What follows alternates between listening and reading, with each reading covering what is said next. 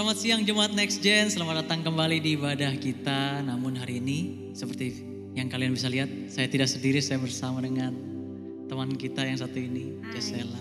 Kita akan memuji Tuhan bersama-sama, namun sebelum kita memuji Tuhan, mari kita siapkan hati kita mau udah ambil sikap berdoa, kita mau siapkan semangat kita, pikiran kita yang paling penuh untuk nama Tuhan kita. Mari kita berdoa teman-teman. Tuhan, kami mengucap syukur untuk pagi siang hari ini Tuhan. Kami masih bisa bangun, kami masih bisa mengikuti ibadah online ini Tuhan. Itu semua karena anugerah yang daripadamu Tuhan. Bukan karena kuat gagah kami, bukan karena kami sering olahraga, bukan karena kami makan banyak Tuhan. Tapi kami percaya bahwa kami bisa hadir di ibadah ini semua berkat anugerahmu Tuhan. Tuhan, kami datang ke tatamu yang kudus untuk membawa pujian kami, untuk membawa ucapan syukur kami Tuhan. Kiranya harum di hadirat-Mu Tuhan. We worship you Lord. We thank you Lord Jesus.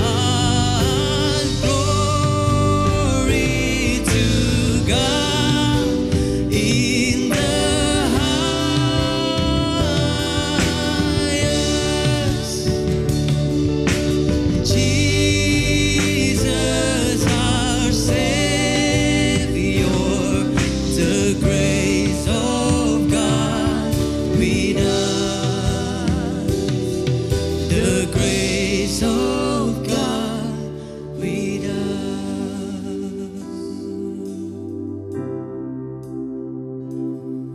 Jesus,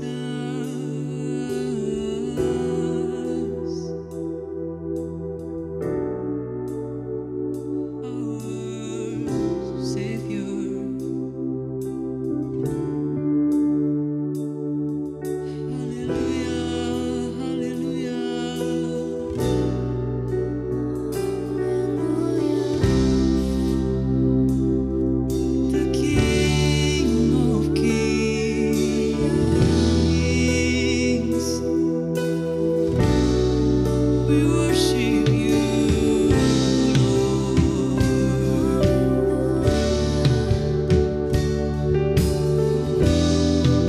Next gen kita naikkan ucapan syukur kita bagi Tuhan kita.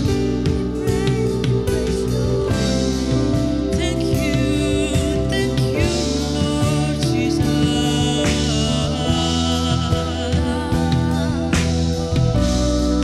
We worship your name. Karena Kau yang layak, terima pujian.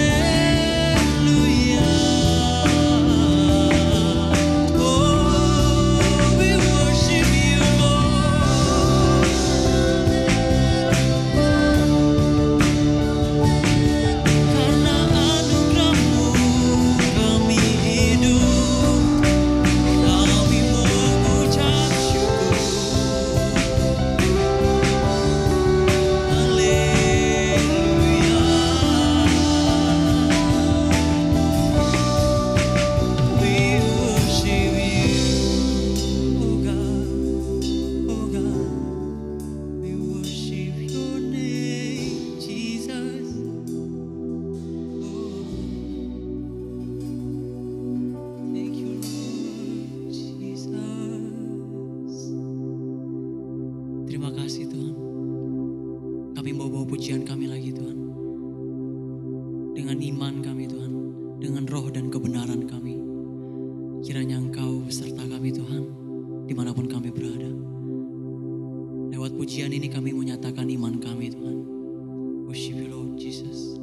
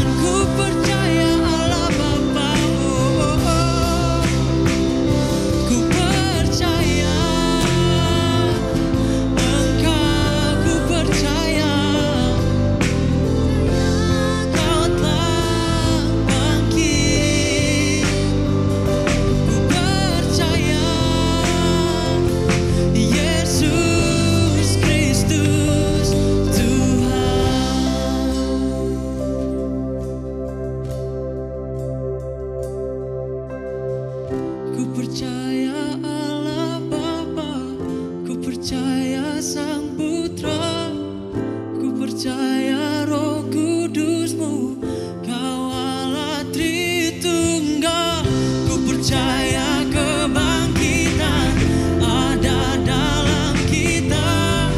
Ku percaya dalam nama Yesus. Ku percaya Allah Bapa, ku percaya Sang Putra, ku percaya Roh Kudus-Mu, Kau Allah Tritunggal. Ku percaya kebangkitan ada dalam kita. Ku percaya dalam nama Yesus. Ku percaya dalam nama Yesus. Ku percaya dalam nama Yesus. Benar Tuhan, Kau percaya. Mari kita naikkan ref lagu ini sekali lagi. Ku percaya hidup kekal, lahirnya anak darah, orang kudus bersekutu, gereja yang kudus. Ku percaya kebangkitan ada dalam kita. Ku percaya dalam come on church, sing it out. Oh, ku percaya Allah Bapa, ku percaya Sang Putra, percaya Roh Kudus-Mu, Kau Allah Tritunggal. Ku percaya kebangkitan ada dalam kita. Ku percaya dalam nama Yesus. Ku percaya dalam nama Yesus. Oh, we give you praise, Lord. Hallelujah. We worship you.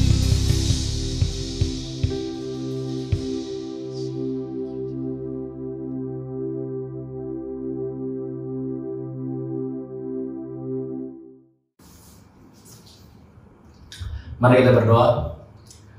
Tuhan, kami ucap syukur Tuhan sekali lagi Tuhan atas kebaikan-Mu Tuhan. Kami boleh kembali datang ke dalam rumah-Mu Tuhan. Kami boleh beribadah bersama Tuhan. Kiranya Tuhan kami ucap syukur, kami boleh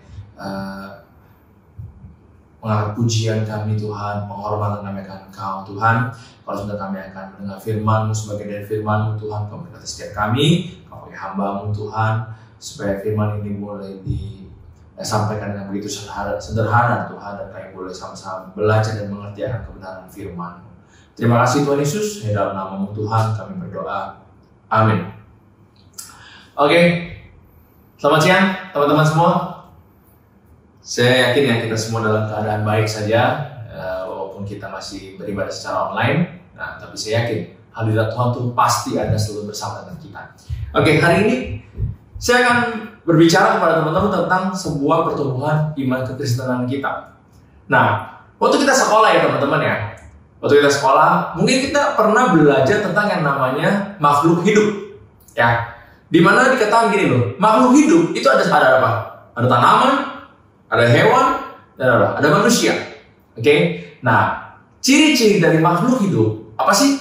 Nah, mungkin ada yang bernafas, ada yang bergerak, oke teman-teman. Dan satu lagi, ciri dari makhluk hidup adalah bertumbuh. Ya, kalau dia tidak bertumbuh, maka apa? Bisa dikatakan bahwa makhluk hidup itu mati. Ya, jadi kalau makhluk hidup itu tidak bertumbuh, maka bisa dikatakan dia juga mati. Dia tidak bernafas juga mati. Nah, di dalam setiap makhluk hidup ini, kita semuanya pasti ada mengalami pertumbuhan. Ya, kalau kita lihat bagaimana seekor kuda, mamanya baru melahirkan kuda gitu ya, baru 1-2 jam, akhirnya kuda itu sudah bisa berjalan. Ya, ada proses pertumbuhan. Ya, dari dia tidak bisa berjalan, dia bisa berjalan. Oke, kuda itu kira-kira 1-2 jam, dia sudah bisa jalan lagi teman-teman. Nah, tetapi di dalam makhluk hidup yang salah satunya adalah manusia, dia begitu memiliki kompleksitas di dalam kehidupan. Kenapa? Jadi gini, kalau kita belajar, yang namanya manusia ketika kita lahir dari perut mama kita gitu ya, kita nggak langsung bisa berjalan dalam waktu hitungan jam, enggak ya. Tapi apa? Ada sebuah proses. Ada proses di mana kita dari bayi, kita ke balita, kita ke remaja, kita ke dewasa, sampai kita ke lansia. Ada sebuah proses pertumbuhan, ya. Waktu kita dari bayi untuk bisa berjalan itu, kita mulai proses kira-kira 10 bulan kita belajar untuk merangkak. Sampai umur setahun setengah gitu, akhirnya kita mulai bisa belajar berjalan. Itu yang disebut apa? Itu yang disebut dengan namanya bertumbuh. Jadi makhluk hidup itu harus apa? Harus bertumbuh, teman-teman. Pertanyaan begini, bagaimana dengan iman kekristenan kita? Mungkin banyak yang bilang dari kita bahwa kita sudah lama ikut Tuhan. Saya nggak tahu ya kita semua di sini sudah berapa lama kita ikut Tuhan. Pertanyaannya teman-teman, sudah berapa lama? Apakah iman kekristenan kita itu stagnan? Sebenarnya nggak ada kata stagnan. Yang ada apa? Kalau kamu nggak naik, ya kamu akan mundur. Tadi sudah bilang bagaimana makhluk hidup itu harus apa? Bertumbuh. Kalau dia tidak bertumbuh, maka dia akan yang namanya mati. Begitupun juga dengan yang namanya kerohanian. Iman kekristenan kita. Kalau kita tidak bertumbuh, bisa dikatakan apa? Kita sudah mati, teman-teman. Seperti apa? Seperti zombie, mayat hidup. Apakah kita sekarang ini adalah zombie dalam kekristenan? Dan hari ini kita akan sama-sama belajar, teman-teman, bagaimana kita supaya kita dalam hidup kekristenan kita itu memiliki iman pertumbuhan yang sejati dalam Tuhan. Nah, tapi sebelumnya itu kita akan sama-sama belajar dari seorang tokoh, yaitu Thomas, di dalam Yohanes 20 ayat 24 sampai 29. Ya, saya akan bacakan kepada teman-teman. Yohanes 20 ayat 24 sampai 29. Di sini dikatakan Yesus menampakkan diri kepada Thomas. Tetapi Thomas, seorang dari ke-12 murid itu yang disebut Didimus, tidak ada bersama-sama mereka ketika Yesus datang ke situ. Maka kata murid-murid yang lain itu kepadanya, "Kami telah melihat Tuhan." Tetapi Thomas berkata kepada mereka, "Sebelum aku melihat bekas paku pada tangannya, dan sebelum aku mencucukkan jariku ke dalam bekas paku ini, dan masukkan tanganku ke dalam lambungnya, sekali-kali aku tidak akan percaya." 8 hari kemudian, murid-murid Yesus berada kembali dalam rumah itu, dan Thomas bersama-sama dengan mereka.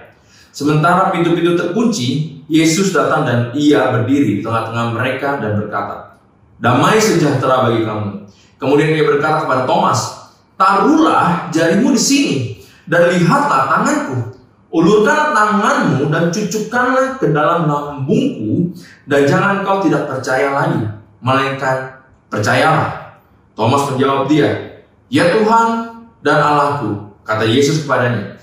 "Karena engkau telah melihat aku, maka engkau percaya. Tapi berbahagialah mereka yang tidak melihat, namun percaya." Di sini kita sudah membaca firman Tuhan di dalam Yohanes. Ada sebuah cerita bagaimana kita semua tahu ketika Yesus sudah bangkit dari kematiannya pada hari ketiga gitu ya. Lalu dia menampakkan diri dalam beberapa hari kepada siapa? Kepada para murid-muridnya dan kepada siapa? Kepada Maria Magdalena. Nah, ada satu momen di mana waktu murid-muridnya berkumpul, murid-muridnya ngomong gini kepada Thomas, "Aku melihat Yesus." Kata itu, "Aku melihat Yesus yang mati di atas kayu salib dan dia bangkit." Lalu Thomas ngomong apa? "Enggak, saya nggak percaya kalau Yesus itu bangkit. Saya nggak percaya. Sampai kalau saya melihat dengan mata kepala saya sendiri dan saya pegang gitu ya, dan bagian lukanya, baru saya percaya." Lalu di dalam perjalanan itu akhirnya waktu di dalam firman Tuhan yang kita sudah baca, bagaimana akhirnya Yesus menampakkan diri kepada siapa? Kepada Thomas. Yesus ngomong, "Ayo, kamu boleh pegang, kamu cucukkan jari kamu ke dalam lambungku." Dan pada saat itu juga Thomas bilang apa? "Tuhan, aku percaya bahwa Engkau bangkit, Engkau Allah Mesias." Tetapi di ayat 29 yang sangat bagus sekali, firman Tuhan ngomong ini. Kata Yesus kepadanya, "Karena engkau telah melihat aku, maka engkau percaya. Berbahagialah mereka yang tidak melihat, namun percaya." Ini yang disebut dengan iman. Kali gimana? Di dalam Ibrani, teman-teman, di dalam Ibrani 11, Tuhan pun ngomong, Saya baca buat teman-teman dalam Ibrani 11 ayat 1. Iman adalah dasar dari segala sesuatu yang kita harapkan dan bukti dari segala sesuatu yang tidak kita lihat.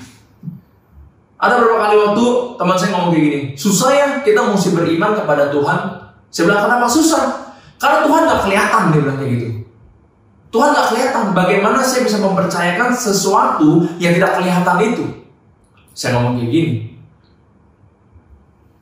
justru iman adalah bukti dari segala sesuatu yang kita tidak lihat, namun kita percaya.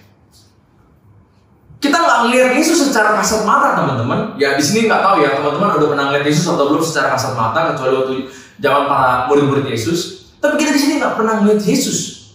Tapi Tuhan ngomong, berbahagialah kamu yang tidak pernah melihat aku, tapi kamu percaya. Percaya akan Kristus, teman-teman. Itu bukti dari iman kita. Waktu kita berdoa sama Tuhan, waktu kita bergumul di dalam Tuhan, waktu kita berdoa sama Tuhan dalam pergumulan kita, waktu kita meminta sesuatu kepada Tuhan, itu bukti pengharapan kita kepada Tuhan. Dia ada Allah yang gak kelihatan, tapi itu bukti bagaimana kita beriman kepada Dia. Hari ini teman-teman, bagaimana iman kekristenan kita? Apakah kita benar-benar sudah bertumbuh dalam pengenalan akan Tuhan? Atau benar-benar kita sudah mati dalam kekristenan kita? Karena kenapa? Tidak sedikit orang Kristen yang nampaknya seperti zombie, mati. Tidak ada pengenalan akan Tuhan, tidak ada kehidupan pengenalan pribadi lepas pribadi kepada Tuhan. Dan hari ini teman-teman, kita akan sama-sama belajar bagaimana sih supaya kita mengalami pertumbuhan di dalam iman kita mengikut Kristus. Bagaimana kita mengalami pertumbuhan iman kita kepada Kristus. Ya, apalagi kita tahu ya teman-teman, di masa-masa seperti ini, ya mungkin COVID sudah menurun, ya, tetapi kita tidak memungkiri bahwa ada begitu aspek yang akhirnya ada new normal. Lagi kita sekolah juga masih nggak boleh tatap muka secara lama-lama, berhari-hari, ada waktu-waktu tertentu, dan kita masih pakai masker waktu kita ini. Jadi ada kegiatan-kegiatan yang rasanya itu kita nggak bisa bebas, teman-teman. Nah, begitu pun dengan iman Kristen kita. Kita sudah beberapa lama ya teman-teman di dalam ibadah online gini ya, kita tidak secara tatap muka. Tapi gini loh teman-teman, saya percaya walaupun kita masih secara online, ketika kita benar-benar memiliki hati kerinduan kepada Yesus, baik secara online pun, teman-teman yang ada di rumah, kita memiliki kerinduan kepada Kristus. Di situ kita mengalami perjumpaan, di situ kita mengalami namanya apa? Mengalami pengenalan dengan Kristus lepas pribadi demi pribadi, teman-teman. Nah, hari ini kita akan belajar bagaimana sih supaya kita memiliki pertumbuhan iman Kristen yang baik. Yang pertama adalah kita sama-sama buka di dalam Roma 10 ayat 17. Firman Tuhan berkata seperti ini. Jadi, iman timbul dari pendengaran dan pendengaran oleh firman Kristus. Poin pertama adalah bagaimana sih supaya kita memiliki pertumbuhan iman kekristenan kita. Yang pertama adalah taat akan pendengaran firman Kristus. Oke, mendengar kata-kata tentang pendengaran itu bukan berbicara tentang bagaimana kita hanya mendengar dari apa? Khotbah pendeta atau dengar dari koko cece kalian komsel ceramah gitu kepada kita. Bukan hanya itu saja yang disebut dengan apa? Pendengaran firman, bukan itu teman-teman. Apa? Bible, Alkitab. Kenapa? Karena Alkitab ini adalah surat isi hati Tuhan. Ketika kita membaca firman Tuhan ini, dikatakan bagaimana Alkitab ini dan Tuhan itu sendiri ngomong kepada apa? Kepada kita. Nah, pada saat kita membaca firman Tuhan, Tuhan sedang ngomong sama kita. Tuhan sedang berbicara kepada kita. Pertanyaan gini teman-teman, apakah kita sudah membaca Bible? Apakah kita sudah membaca Alkitab kita? Bagaimana kita bisa memiliki namanya pertumbuhan kalau kita tidak membaca Alkitab kita? Itu sama aja gini teman-teman. Kita makhluk hidup, kita manusia. Bagaimana sih supaya kita bisa bertumbuh? How? Caranya apa? Makan. Kamu butuh yang namanya makanan. Kamu butuh namanya nutrisi. Betul ya teman-teman. Kamu butuh yang namanya vitamin yang masuk dalam tubuh kamu, organ tubuh kamu, supaya mereka itu bisa berkembang. Kita punya tangan, kaki, semuanya bisa berkembang. Kita butuh makanan. Dan bagaimana kita punya iman kekristenan kita supaya bisa bertumbuh? Apa? Kita juga perlu namanya makanan, teman-teman. Apa itu? Firman Tuhan. Apakah Alkitab yang kita punya, saya nggak tahu teman-teman sekarang lebih mungkin pakai Alkitab digital, tapi apakah Alkitab yang kita punya ini hanya sebagai guci, tahu? Guci? Pot? Pajangan? Atau ini adalah benar-benar sumber kehidupan bagi kita? Dan tadi firman Tuhan katakan di dalam Roma 10:17, jadi iman timbul dari pendengaran, dan pendengaran apa? Oleh firman Kristus. Oleh apa? Alkitab, teman-teman. Good kita dengar khotbah dari kokoc kita, dari berbagai pendeta, kita diberkati, betul. Tetapi gini, teman-teman, ada waktu di mana kita sama-sama duduk diam, kita menyembah Tuhan, kita memuji Tuhan. Lalu kita baca Bible kita. Karena kenapa? Di sini ada suara Tuhan, di sini ada hati Tuhan yang ingin Dia berikan dan ingin disampaikan kepada kita. Saya mau ajak kita semua bagaimana kita mengambil sebuah komitmen kembali, teman-teman. Saya nggak tahu sudah seberapa lama kita tidak membaca akan firman Tuhan ini. Sudah berapa lama? Kalau benar-benar kita sudah lama tidak membaca Alkitab, sudah lama kita tidak membaca firman Tuhan, sudah bisa dipastikan pertumbuhan iman kita itu mati. Sudah bisa dipastikan, teman-teman. Kenapa? Tadi saya sudah bilang, bagaimana ciri makhluk hidup, bagaimana supaya dia bisa bertumbuh adalah makan. Dan ciri yang pertama, bagaimana sih kita supaya memiliki pertumbuhan iman kekristenan kita yang baik, yaitu firman Tuhan, teman-teman. Ya, itu yang paling pertama. Yuk kita sama-sama, saya pengen membangun kita punya habit kebiasaan untuk membaca. Karena gini, ada survei mengatakan bagaimana, bahwa bangsa Indonesia, itu kita gitu ya, itu paling susah dan paling enggak untuk apa? Untuk membaca. Survei membuktikan seperti itu loh, teman-teman. Jadi orang Indonesia itu paling susah banget membaca. Nah, tetapi hari ini kita mesti belajar. Itu kita mesti mendisiplinkan diri kita, teman-teman. Itu nggak gampang. Saya berbicara juga di depan teman-teman sekarang ini, apakah pernah nggak sih malas membaca? Pernah, teman-teman. Tetapi sekali lagi, kita harus belajar untuk mendisiplinkan diri kita. Kalau teman-teman lihat bagaimana atlet, ya, dia begitu disiplin, makannya ditaker, olahraganya dijadwalkan, makannya dijadwalkan, latihan dijadwalkan, lalu bangun pagi tidurnya semua dijadwalkan. Fungsi apa? Untuk mendisiplinkan diri mereka. Dan oleh sebab itu, kita juga mesti belajar disiplin, teman-teman. Nggak bisa sekejap mata langsung kita suka membaca. Enggak. Tetapi kita mesti belajar. Dan satu lagi, kita mesti tahu kenapa kita baca firman Tuhan. Karena dia adalah sumber kehidupan bagi kita. Karena Alkitab ini, firman Tuhan ini adalah sumber kehidupan bagi kita. Ya kan, kenapa? Karena Yohanes sendiri bilang, teman-teman, pada mulanya adalah firman, dan firman itu bersama-sama dengan Allah, dan firman itu adalah Allah. Dalam Yohanes 1 ayat 1. Tuhan udah jelas ngomong loh. Pada mulanya adalah firman, firman itu bersama-sama dengan Allah, dan firman itu adalah Allah. Dan ketika kita membaca Bible, itu kita sedang mendengarkan apa suara Tuhan buat setiap kita. Itu yang pertama, teman-teman. Jadi bagaimana sih supaya kita memiliki iman pertumbuhan dalam Kristen? Itu satu, kita mesti belajar mendengarkan firman Tuhan. Itu kenapa membaca Alkitab kita. Yang kedua, teman-teman, di dalam 1 Petrus 1 ayat 6 sampai 7.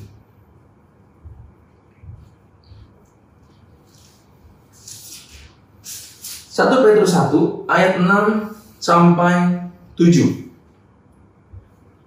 Bergembiralah akan hal itu, sekali lagi pun sekarang ini kamu ketika harus berduka cita oleh berbagai pencobaan. Maksud semuanya itu ialah untuk membuktikan kemurnian imanmu, dan jauh lebih tinggi nilainya daripada emas yang fana, yang diuji kemurniannya dengan api, sehingga kamu memperoleh pujian-pujian dan kemuliaan dan kehormatan pada hari Yesus menyatakan dirinya. Saya ulang sekali lagi, teman-teman. 1 Petrus 1 6 ayat 7. Bergembiralah akan hal itu, sekalipun sekarang ini kamu seketika harus berduka cita oleh apa? Oleh berbagai pencobaan. Maksud semuanya itu ialah untuk membuktikan kemurnian imanmu yang jauh lebih tinggi nilainya daripada emas yang fana, yang diuji kemurniannya dengan api, sehingga kamu memperoleh puji-pujian dan kemuliaan dan kehormatan pada hari Yesus menyatakan dirinya. Yang kedua apa? Iman bertumbuh karena apa? Karena pengujian, teman-teman. Di sini dikatakan bagaimana? Kalau teman-teman tahu dan pernah baca ya, bagaimana sih supaya emas itu diuji kemurniannya itu dengan sedemikian rupa? Dikatakan gini, emas yang dari awal itu memiliki ada lumpur, ada tanah, ada segala sesuatu yang jelek. Itu emas tuh teman-teman pertama-tama. Tetapi mereka dibakar di tempat, emas ini dibakar di tempat sampai mengalami sebuah kemurnian yang akhirnya apa? Harganya jadi mahal. Dan iman kekristenan kita, bagaimana kita bisa bertumbuh? Salah satunya juga dengan apa? Akan pengujian, teman-teman. Enak nggak? Nggak enak. Gampang nggak? Nggak gampang. Susah nggak? Susah.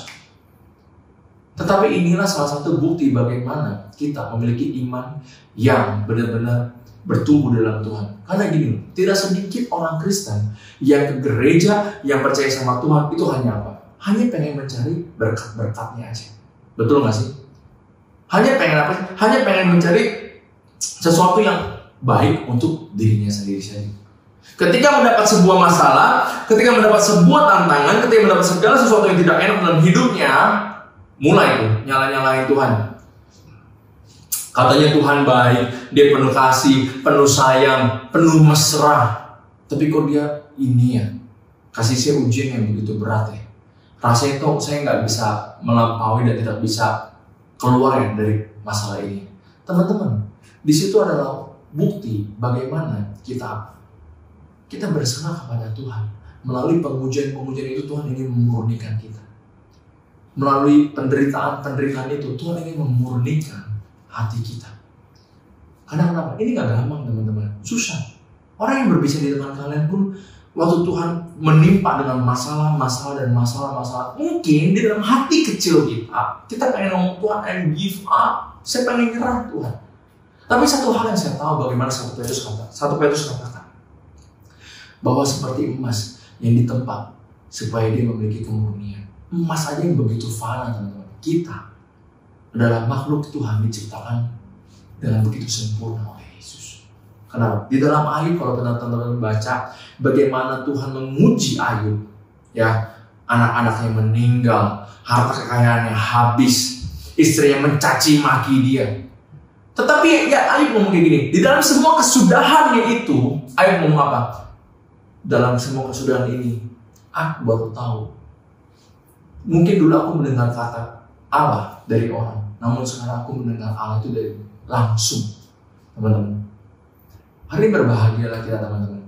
Ya, jangan cari saya lagi. Waktu saya ngomong kita berbahagia dalam penderitaan kita, jangan cari masalah. Waktu itu pastor pernah ngomong tuh, jangan kita mau juga cari masalah. Bukan itu poinnya teman-teman. Tapi kalau kita mengalami penderitaan, kita mesti berbahagia. Karena kenapa dia? Dalam penderitaan kita, kuasa Tuhan itu nyata dan sempurna. Kuasa Tuhan itu nyata dan sempurna. Oleh sebab itu teman-teman, bagaimana iman kita mesti bertumbuh? Melalui apa? Melalui pengujian. Kalau kita di sekolah ya teman-teman, waktu kita sekolah, waktu kita ujian gitu ya, waktu kita lulus, maka kita akan naik kelas. Betul ya? Waktu kita nggak lulus, kita kan stay, nggak naik kelas. Nah, setiap ujian-ujian itu supaya apa? Supaya kita lulus teman-teman. Dan begitu pun dengan ujian dalam kehidupan kita. Tuhan pengen menguji setiap hati kita, hidup kita. Apakah benar-benar kita memiliki iman yang benar-benar sungguh-sungguh dalam Tuhan. Waktu kita mengalami ujian, kita terus naik tingkat. Sampai Tuhan datang ke dalam dunia ini ngomong, hai hamba-Ku yang setia, mari masuk bersama dengan aku. Yuk teman-teman, walaupun kita masih muda, kita mesti belajar bagaimana tentang iman kekristenan kita. Kita terus bertumbuh dalam iman kekristenan kita teman-teman. Bukan masalah kamu masih muda, no. Justru dalam masih muda kita ini, kita mau dipakai sama Tuhan. Dalam iman kekristenan kita boleh terus bertumbuh. Bagaimana? Yang pertama tadi sudah bilang, dengarkanlah firman Tuhan.